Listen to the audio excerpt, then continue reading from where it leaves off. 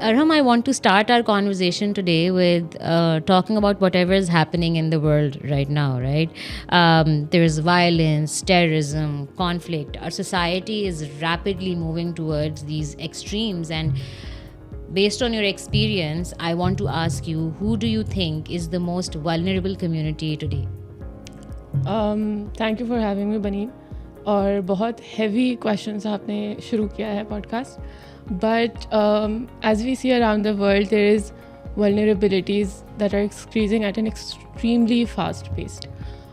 There is climate change, there is poverty that's not going down, there is injustice everywhere, there's the Gaza situation, then there is the Sudan situation. But at every intersection, we see that there are a couple of groups that are the most vulnerable. जब ख़ास तौर पे बात आती है conflict areas में, या बात आती है अगर क्लाइमेट चेंज की वजह से कोई डिज़ास्टर आया है. And increasingly we have been seeing that women and children have been at a disadvantage. अभी फ्लड्स आना शुरू हुए हैं पाकिस्तान में. And in my line of work, we are now expecting that there will be an increase in child marriages because of poverty, because of insecurity, because people do not have a shelter anymore or a source of income. So their solution to all of that, there's essentially their solution to climate change, if I may say so, is कि बच्चों की शादी कर दो. And that is something, that is a reality that we have to grapple with. अगर हम war states की बात कर लें, अगर हम गज़ा की बात कर लें, there are concentration camps everywhere in the world. Women's bodies tend to become war zones, they tend to become battlegrounds. अक्सर औकात रेप जो है is used as a tool of violence. It's used as a tool to make the other side more. झुकाव लाने की ज़रूरत होती है in a war zone. There is a power dynamic that's at play, and if you have women from the other party in your jurisdiction, you can just rape them to make sure that the other country bows down. So when I say that women bodies are battlegrounds, that is what I mean. So to answer your question, it's the women, it's the children, and a group that we often don't mention is transgenders. अगर कुछ नहीं भी हो रहा होता है दुनिया में, कुछ भी conflict नहीं हो रहा होता है, we still know that transgenders go through a lot of violence in day out normal zindagi mein bhi. And then of course there is something to be said about these power dynamics to be in place. I'm not saying that men and boys do not go through violence. We know that boys up until the age of 18 at least do go through a lot of sexual violence in specific. But when it comes to, wars, when it comes to these insecurities that are around the world, women, girls, boys, and transgenders tend to be at a disadvantage. Thank you, Aram, for giving this entire global landscape of what's been happening. I am so glad that you mentioned Gaza. I am so glad that you mentioned Sudan. These are very important global cases. For the sake of this conversation, I'm just going to bring you to Pakistan, and we're going to focus on Pakistan. Your point reminded me of this thing Asif Saab had shared once in class. वो एक दफ़ा अमृता प्रीतम को coat कर रहे थे शायद, तो he said कि the stories of conflict and genocide are often scribed on women's bodies. Yeah. And that is so true, right? And so in case of Pakistan also we see it. Yeah. And Pakistan, maybe there's a gender dimension to all the violence and all the conflicts and all the terrorism, that we see. And as someone who's working in this field, right, I want you to tell me, do you think as a society, we see a foreseeable future where women, where women will be given their rights, where women will be in a safe space, right? We can call the country safe for women. Do you even think that we're on the path or the trajectory where we can one day, reach that? That's a very difficult question to answer. And I'm glad that you mentioned Asif Saab ki classes. I remember this one time, I don't remember author kaun tha ya story kya thi, but that was one of the first feminist literature that we were studying. And it showcased scene where there was a park and women were judging women for, you know, wearing a certain kind of clothing. And that's the first instance that sparked that feminist lens in Jahan-e-Urdu at that point in time. And then, of course, that conversation turned into much bigger. Patriarchy, how it shapes your worldview. Even when we say, you know, things like औरत की दुश्मन होती है, that's still coming from a patriarchal lens, because जो औरत आपकी दुश्मन है, she's also a victim of patriarchy. She's exhibiting those behaviors because she's been trained in a certain manner. She's had some upbringing that, you know, intensify those experiences and those conversations. But to answer your questions, do we expect that there will ever be a safe place, that the world will ever be safe enough for women and children? Working in this sector, working within Pakistan, that sounds like dystopia, to be very honest, because हम बड़े बड़े शहरों में रहते हैं, हमारी insecurities हैं, हमें फ्रीडम नहीं मिलता है. But when you go into villages, when you go into communities, specifically when you go into communities that have been struck by conflict or climate disaster, you see the amount of insecurity that stares in your face. Every other woman is pregnant. Every other home does not have a shelter. 8 से 10 बच्चे minimum होते हैं. I remember this one field visit in Sakhar where I was interviewing all of these women and families and trying to understand कि post floods उनकी क्या needs हैं. And at one point there were so many kids, Maneen, in one room, so many kids, that I was looking at this woman and all of those kids just disappeared from my vision because there were so many. And I was just wondering, because these kids do not have access to education. These kids might never have access to opportunities that we do. So when we talk about a safe world, there's a lot of layers. There's a lot of work that needs to be done. So, you know, for us to say next 50 years may, or even in the next century, will it be a safe place? I genuinely don't think so. Because there's a lot of work that needs to be done. बहुत सारी insecurities address करने की ज़रूरत है. And something that we don't even realize, there are so many dimensions when it comes to gender-related work. That is insane. Abhi I was reading this research study on how आपका जो gas का time है कराची में 12 घंटे आएगी, next 12 घंटे नहीं आएगी, and how that shapes up women's careers, because they have to ensure that they have to be home at a certain point, that they have to cook at a certain point, so that their family is well fed, but then they also have these thriving careers that they have to meet. So it's, when we talk about safe, we also talk about those vulnerabilities that put women in vulnerable situations if certain duties aren't fulfilled or if their family's needs aren't fulfilled. So it's a lot of those conversations that need to be unpacked. हर चीज़ का एक gender dimension होता है, चाहे वो कोई family dispute हो, चाहे वो इनहेरिटेंस डिस्प्यूट हो, चाहे वो बिजली का डिस्प्यूट हो, anything has a gender dimension to it. So there's a lot of work that needs to happen. But I feel like the fact that the two of us are having this conversation right now, we're doing this podcast, right? The fact that we're aware of these things rather than being subjected to them as well. The fact that you're working in an organization that is actively going out and, trying to do something about it has to, give us some glimmer of hope. I'm sure when you go out in the field, the realities are really stark, and sitting here having this conversation, I'm coming from a really privileged place, so I do feel like maybe this is definitely some progress to where we and we're definitely maybe to some extent heading towards that direction. The progress is really slow for sure. So it's one life at a time.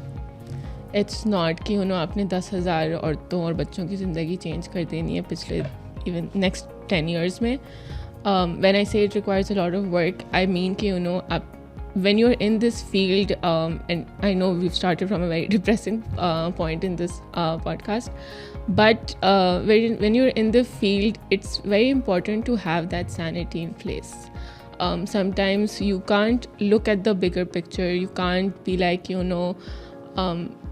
मैंने अभी किसी government department से जाके बात करनी है, what difference will it make in someone else's life? There's a huge disconnect there. So I tend to believe that, this one life at a time. If your work even changes एक बंदे की ज़िंदगी at any point, that's a life fulfilled. So yes, there are a lot of people who are struggling to change the world. There are a lot of people who are trying to make it safer. I'm not saying that it won't ever be, but there is a lot of insecurity. Let's hope that if it's not 100% safe, at least there is some sanity that our vulnerable groups have at some point in life. Moving on, Aram, I am very curious to know, and I'm sure other people are as well, to know about your organization, Legal Aid Society. What problems are you guys tackling, and what are your solutions? How do you respond to them? And within your organization, what specifically are areas that you're working on? What kind of projects are you doing? What kind of people are you working with? I've seen like pictures of you leading these trainings with a room full of like policemen, and that gives me some anxiety. So I want to really get to know what kind of work you've been doing for the past 5 years. That anxiety is not new. I'm sure your mother also was I was going to mention terribly anxious. I was going to mention that. I remember this one picture from a couple of years ago where I'm sitting in the head chair, and there are like 10 police officers sitting with me, and I'm just talking to them in my natural habitat. And I show that picture to my mom, and she just looks at me and goes like, "Kya kar rahi ho tum?"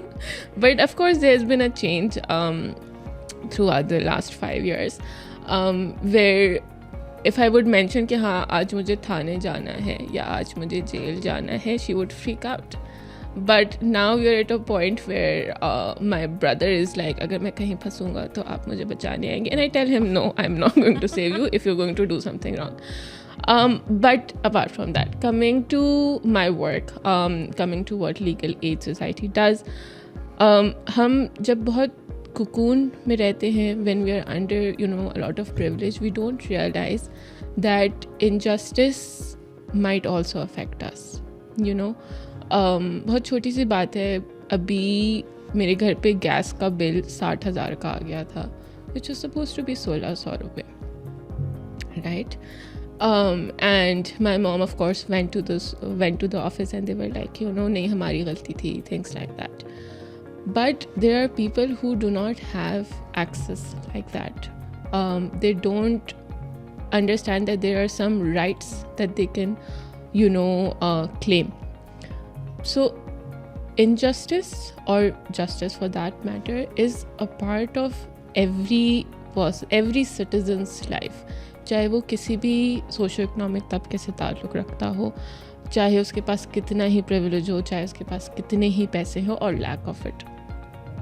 So what we're trying to do at the Legal Aid Society is to make these conversations a part of everyone's daily life, in terms of making them realize that अगर law सही से implement नहीं होता है, या you don't know what the law says, it might be that you're in the face of it at some point in your life and you don't know what to do. That's one thing. The other thing is that there's a huge lack of information that's within the communities, that's within the vulnerable groups that we work with. अक्सर लोगों को नहीं पता होता कि gender based violence क्या है. For example, we'll come to that. नहीं पता होता कि court is not the answer to everything. There are alternative ways to it.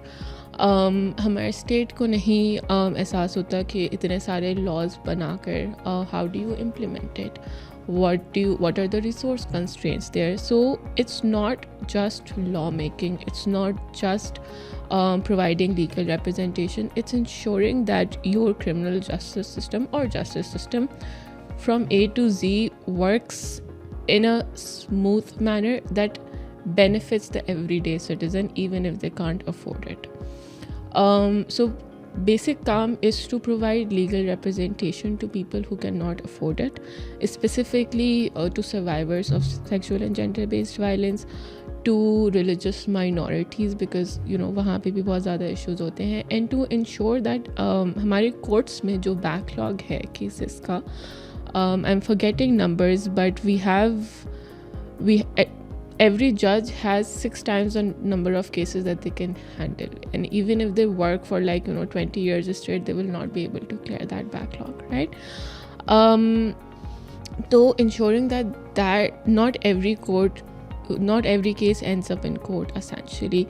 There are a lot of civil cases that can be mediated outside of court. Right. There are a lot of family disputes, minus domestic violence. There are a lot of family disputes that can be mediated, and they don't have to end up in court. So a couple of themes that we work with, but the basic maqsad is to ensure that the system is working and it's benefiting the everyday citizen.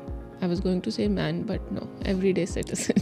So जब आप ये जाती हैं ख़वातीन को उनके हुकूक के बारे में बताती हैं, and you connect them to the systems that are in place for them and to support them, especially victims of these domestic violence or violence on women, तो आपको बैकलैश तो मिलता होगा बहुत, क्योंकि फॉर एग्जांपल एक तो inherently you also don't want to be exposed, and you feel like your image is going to become spoiled if you become part of such a conversation, right? You come to the forefront with your case. And then number 2, backlash from family. यार हमारी बच्ची को बहका रही हैं, आप उसके दिमाग में खन्नास भर रही हैं, हज़ार बातें हो सकती हैं, तो आप क्या करती हैं? So it hasn't happened with me personally, but a couple of years ago another team was working on child marriage. Probably should not say this, but a couple of years ago they were working on child marriage, and they were training nikah registrars and nikah khas. Right. They were training them, like making them realize कि child marriage क्यों बुरी है, essentially. Okay. They started by saying कि आप लोग blasphemy कर रहे हैं और ये शरिया के हिसाब से होती हैं सारी शादियाँ, और इस्लाम में तो as soon as बच्ची बालिग हो जाए उसकी शादी कर देनी चाहिए, तो हमें ये क्यों पढ़ा रहे हैं आप? एंड ये बहुत मेलो डाउन करके मैं बता रही हूँ, but that was a very tricky situation to deal with. And of course a lot of these conversations do start off with कि all these women who come forward with these complaints are exaggerating the extent of the problem.